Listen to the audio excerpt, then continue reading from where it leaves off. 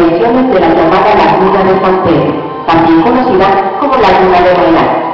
De esta manera se consolidó la fundación de un nuevo centro de población en el cual los pobladores desde un principio se establecieron en estos parajes con la intención de dedicarse a la agricultura en una región cuyas fértiles tierras eran navegadas por las aguas del río Nata, el cual se forma en las tierras del estado de Durango, que cuando crece se desemboca tierra adentro y en aquellos años formaban dos enormes lagunas, la de Tahualilo, en lo que venía el estado de Durango, y la de Mailán, en nuestro estado de Coahuila de Zaragoza.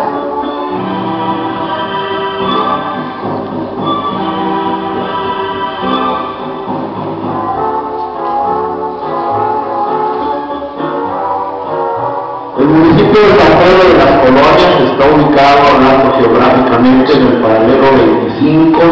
45 grados de latitud norte y en el meridiano 102, 59 grados de latitud oeste. Nuestro clima es semidesértico y antes de la llegada de los conquistadores españoles estaba poblado por diversos aborígenes. Entre estos se tiene conocimiento de que por estos rumbos habitaban las tribus de los Ilípidas, que vivían en los márgenes de la laguna de Mailán, y por el rumbo de Vilca los Salineros. También llegaban periódicamente a la región naturales de otras tribus, inclusive grupos de apaches que llegaban a la región atacando a los pobladores. La población de estos grupos prácticamente desapareció, pues en muchos casos eran tribus eminentemente nómadas, que nunca se adaptaron a la condición de siervos, por lo cual fueron exterminados. En los primeros años de la colonia de San Pedro, los ataques de los naturales a los pobladores eran constantes, por lo que alrededor de 1870 se organizó la última cacería de nativos, organizada por los primeros habitantes de lo que sería después la villa de San Pedro. Estos nativos se dedicaban a la caza, la recolección de frutos y a la pesca en las lagunas y encharcamientos que se formaban cuando venía la crecida del río, lo cual no era constante todos los años. En la región se encuentra, por cierto, uno de los lugares más importantes y enigmáticos de las culturas que existieron en la llamada Algo-América. Nos referimos a la Cueva de la Candelaria, la cual se ubica en el Valle de las Delicias al norte del municipio.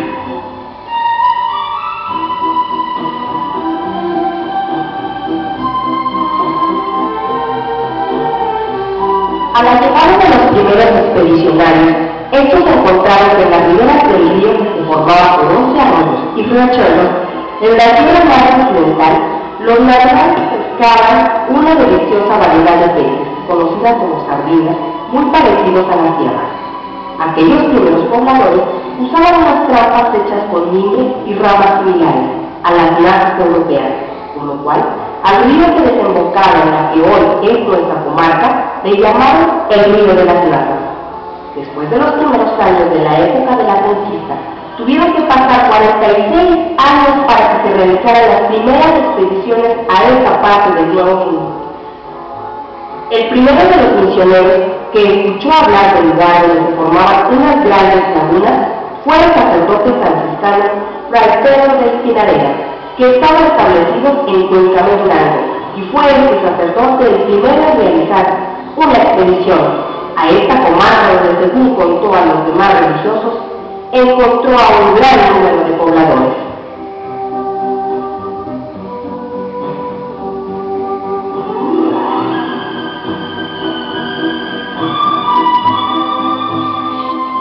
Después de aquellas primeras expediciones, en el año de 1594, los sacerdotes jesuitas Juan Agustín de Espinosa y Francisco Ramírez iniciaron otra expedición, y ellos son los primeros en entrar en contacto directo con los naturales de estas tierras, y en particular el padre Juan Agustín de Espinosa es quien entra en contacto directo con los aborígenes, conviviendo con ellos en los arenales de los esteros y a las márgenes de la gran laguna de Mailán. El padre Espinosa les enseña a hablar español y trata de evangelizarlos aprendiendo él mismo su dialecto. Inclusive convence a 5 caciques de las tribus para que unos 2000 nativos se establecieran en la población entonces llamada Santa María de las Parras, que fue la primera población sedentaria que se formó por estos grupos. Después, Juan Agustín de Espinosa continuó aventurándose en aquellas llanuras y en el año de 1598 funda la misión de San Pedro en las inmediaciones del llamado Cerro Santiago.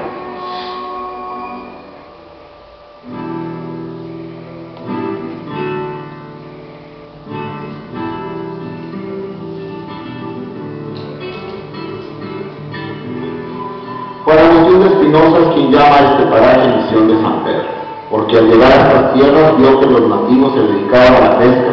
como el apóstol Simón Pedro, y por eso, según se dice, decidió nombrar a esta población de esta manera.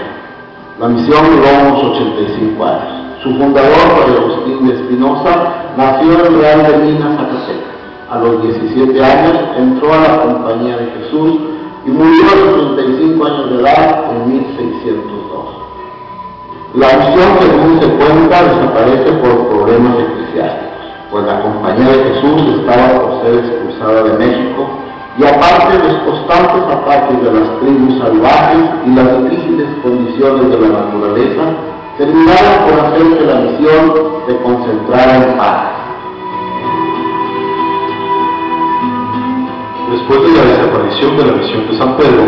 en la región siguieron habitando criollos y mestizos dedicados a la ganadería y al pastoreo, aunque en esos años los constantes ataques de las tribus bárbaras y los años de sequía hacían insostenible un desarrollo de las poblaciones.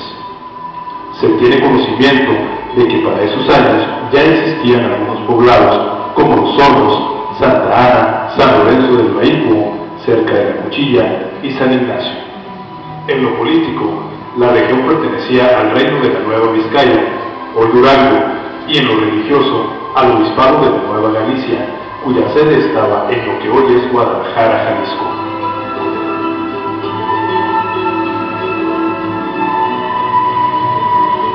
Cuando los conquistadores iniciaron sus expediciones más allá de la Gran Tenochtitlán, algunos viajaron al norte en busca de las míticas ciudades de oro y piedras preciosas llamadas Zihuala y Copal, las cuales un misionero que anduvo perdido vagando varios años por el norte de lo que hoy es la frontera de México con Estados Unidos, llamado Andrá Núñez Cabeza de Vaca, afirmaba haber visto. En el caso del centro norte de México, tocó al conquistador Francisco de Urdiñola emprender la conquista de estas tierras que eran parte de la llamada Gran Chichimeca, donde habitaban en su mayoría tribus de nativos nómadas.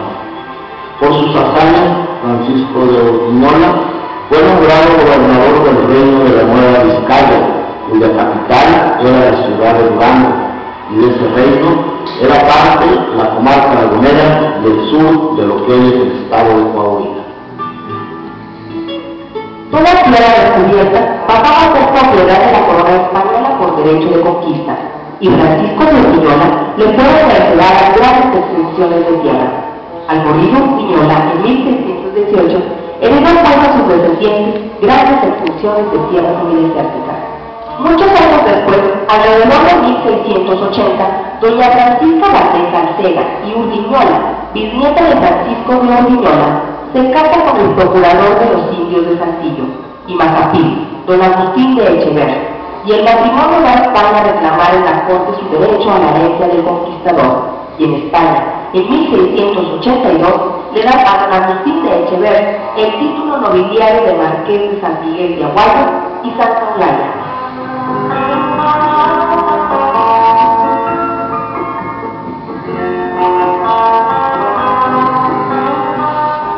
Los sucesivos marqueses de Aguayo continúan engrandeciendo sus propiedades gracias a más mercedes,